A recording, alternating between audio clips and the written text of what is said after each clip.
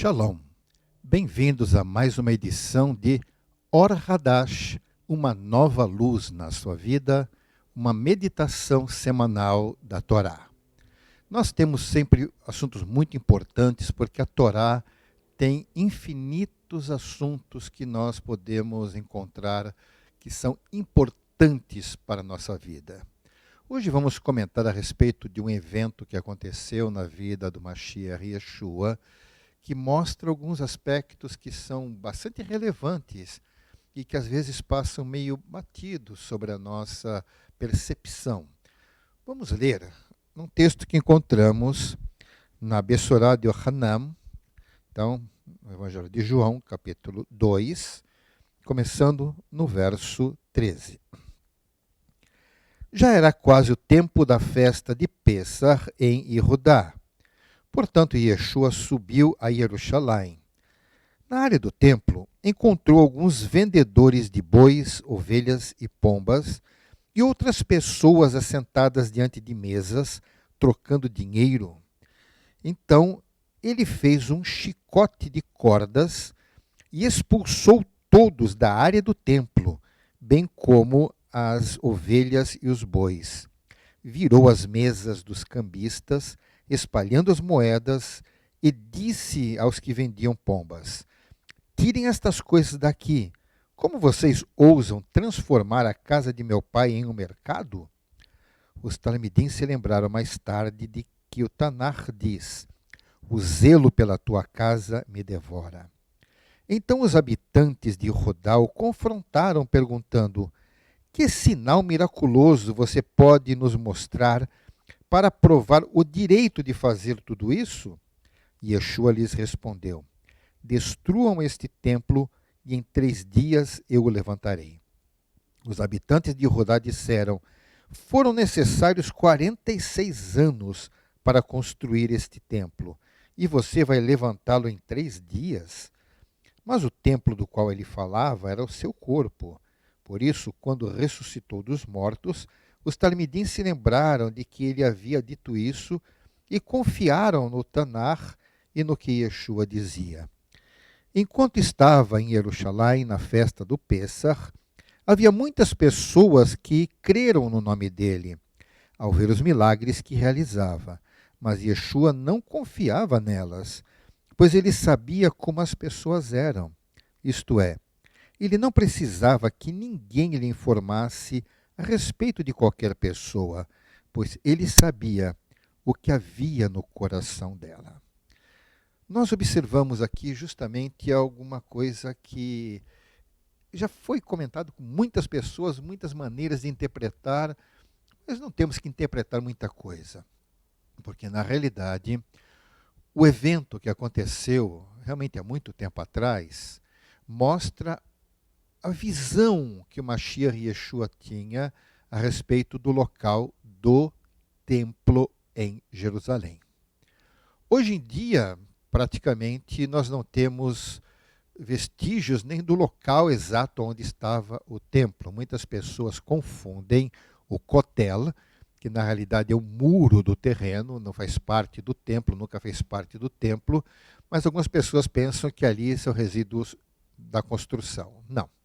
O templo não ficou realmente pedra sobre pedra, porque Yeshua disse que isso iria acontecer, a destruição do templo, mas nesta conversa aqui, que quando ele chegou no templo, dentro da área do templo, porque qualquer visitante que esteja em Israel nos dias de hoje poderá constatar que justamente na outra parte que foi escavada, na parte do templo que não é exatamente no porção do Kotel, onde é chamado o Muro das Lamentações, mas na continuação dele, existem resquícios arqueológicos que mostram de um setor fora da área do templo, aonde havia comércio. Então ali existiam aqueles, como hoje são chamados boxes em algumas concentrações de mercado. Então ali tudo bem, estava tudo certo. Mas o que Yeshua realmente se incomodou foi quando ele, dentro da área do templo, visto que o objetivo do templo tinha uma função mais espiritual, ou como algumas pessoas consideram, mais religiosa, aquele espaço que durante muitos anos anteriores tinha essa visão de área da religião, a área espiritual, ela foi invadida por pessoas que comercializavam. O objetivo deles não era, ainda que o objetivo era para os clientes serem providos das ofertas que iriam levar para os sacerdotes, então eles podiam comprar ali o seu boi, a sua ovelha, o pombinho, não precisava comprar longe e levar até lá, então ali mesmo estava mais fácil. E os visitantes estrangeiros, já que podiam ali mesmo, também tinham mesa fazendo câmbio das moedas estrangeiras, todo aquele comércio que deveria estar do lado de fora estava dentro do templo. E isso indignou Yeshua. Ele ficou indignado porque ele lembrou de um texto do Tanar, certo? Que estão fazendo da minha casa covil de ladrões. Porque ladrões, aquelas pessoas eram desonestas, bem, estavam sendo desonestas diante do Eterno, porque não estavam ali para honrar o Eterno, estavam ali para ganhar dinheiro. E isso daí, Yeshua se revoltou, ele se indignou, na realidade, cumprindo até mesmo o texto, conforme lembraram depois os Talmidim, do texto que encontramos no livro de Tehillim, livro dos Salmos, que o Salmo 69 diz assim: não permitais que sejam envergonhados a Adonai Elohim Tsevaot, aqueles cuja esperança está em ti. Não permitas que aqueles que te buscam, ó Deus de Israel, se frustrem por minha causa. Por amor de ti sofro insultos, a vergonha cobre meu rosto. Sou um estrangeiro para meus irmãos, um estranho para os filhos da minha mãe, pois o zelo da tua casa me consome e os insultos daqueles que te insultam caem sobre mim. O salmista aqui expressou como se fosse a palavra do próprio Mashiach. Ele, ao ver aquela situação, que por sinal já deveria ter sido identificada pelos sacerdotes, deveria ter sido identificada pelos fariseus, aqueles que se diziam guardiões da Torá. Eles já deveriam ter visto isso, mas eram coniventes. Estavam tolerando aquilo sem nenhum problema. Mas Yeshua tinha uma identidade melhor com o templo do que qualquer uma daquelas pessoas.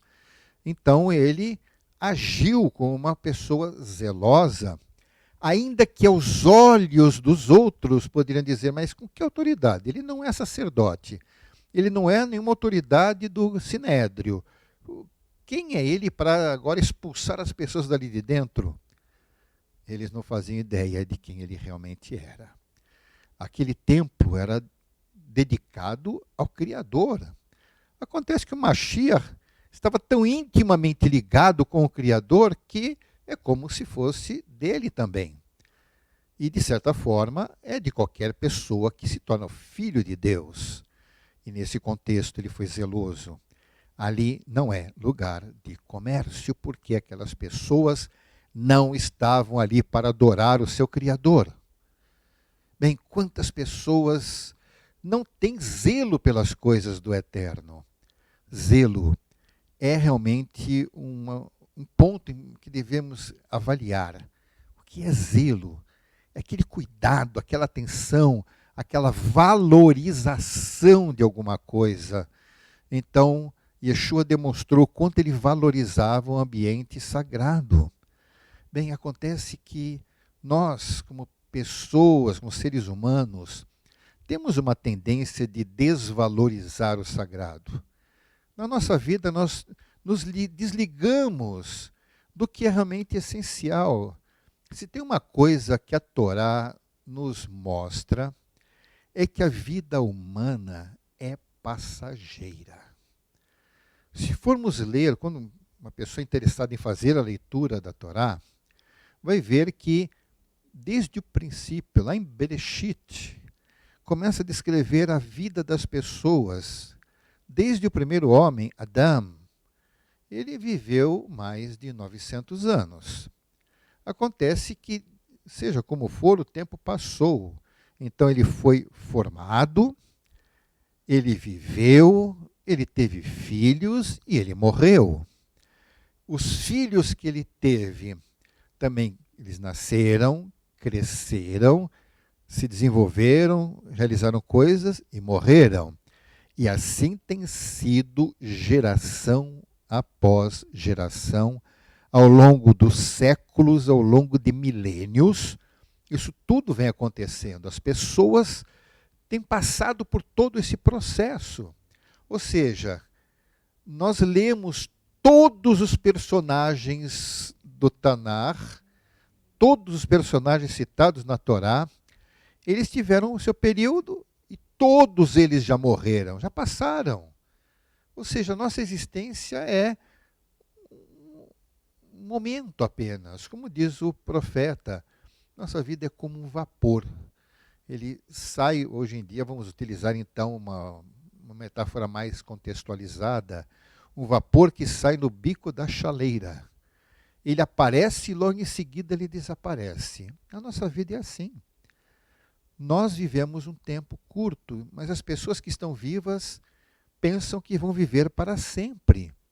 E olham a sua existência como uma coisa, é agora, estamos vivendo agora, estamos vivendo, e dá a impressão que nunca vai acabar. Mas sabemos que não é bem assim. Se a nossa vida vai durar tão pouco, então nós temos que valorizar o que dura mais. O que é que dura mais? Dura mais é a nossa existência depois desta existência. Esta vida, ela é passageira. A nossa vida aqui, como seres humanos que nos conhecemos, identificamos, vai acabar. E diz o texto das Escrituras que o nosso espírito vai para Deus, que nos deu o seu espírito. Nós somos criados por Ele. O espírito é eterno, o nosso corpo aqui não. Então, um dia nós vamos deixar essa existência material que envolve tudo isto que está ao nosso redor. Olhe a sua volta. Analise a sua própria vida, na sua casa, no seu ambiente de trabalho, nem que seja na rua. Ao olhar ao seu redor, esse é o nosso meio temporário. Tudo isso vai deixar de ser relevante para nós. Nem vamos entrar no aspecto se isso vai durar para sempre, se vai ser destruído ou não. O que interessa é que o seu relacionamento com este mundo vai desaparecer. E vai ser assim quando menos se espera. Ainda que você viva todo o período de tempo previsto para um homem nos tempos de hoje, ainda que você viva muitas décadas, acontece que várias dessas décadas já passaram. Faltam alguns anos pela frente, eu não sei quanto, mas do mesmo jeito que há poucos minutos que nós começamos esta gravação, daqui a pouco ela termina, a nossa vida é assim também. Você vai lembrar, oh, eu nasci há tanto tempo, mas já passou um período, e depois que passou esse período, pode ter certeza, o próximo período seguinte, daqui a pouco termina também. E tudo isso vai ficar para trás. Se vai ficar para trás, não é tão importante, porque ao definirmos o que se segue, aí vamos valorizar o que realmente é importante. Por que que o Mashiach Yeshua virou a mesa daqueles cambistas? Por que que mandou tirar os animais lá de dentro? Porque exatamente o que foi dito pelo salmista. O zelo pela tua casa me consome. Por quê? Porque é importante. A casa do Eterno era importante, porque ali se anunciava a palavra do Criador, a Torá. Então é importante, muito mais importante do que o dinheiro de um vendedor. Então, o respeito pelas coisas do Eterno, isso é uma coisa que o Eterno valoriza muito. Então, ligue-se no que o Eterno quer da sua vida, do que Ele quer de você, a sua essência, a sua integridade, o valor que você dá para Ele. Bem, Yeshua sentiu que tudo aquilo que estava sendo feito contra o Eterno era contra ele também. Por quê? Porque ele se identificava muito com o Eterno. Então, não é para nós fazermos nada disso, não vamos virar a mesa de ninguém, mas tenha zelo pelas coisas do seu Criador. Tenha zelo pelo interesse que ele tem na sua vida, porque ele quer de você que você se torne o seu filho. Então sabemos que através de Yeshua nos tornamos filhos do Eterno, porque assim nós encontramos no capítulo 1 da Bessorá de Yohanan: e a todos quantos o receberam, deu-lhes o poder de serem feitos filhos de Deus. Seja um filho de Deus, receba Yeshua na sua vida, aprenda os seus ensinos e reconheça o sacrifício que ele fez quando pendurado no madeiro por causa dos seus pecados e, obviamente, dos meus também. Eu já reconheci os meus pecados e o confessei para ele e ele me perdoou. Você tem todo o direito de fazer a mesma coisa. Arrependa-se dos seus pecados, apresente a Yeshua e você será perdoado. E assim será declarado filho do Deus vivo. E assim que o Eterno o abençoe. Até a próxima semana, se assim o Eterno nos permitir. Shalom. E que sejam todos abençoados em nome de Yeshua, nosso Mashiach. Amém. Ve amém.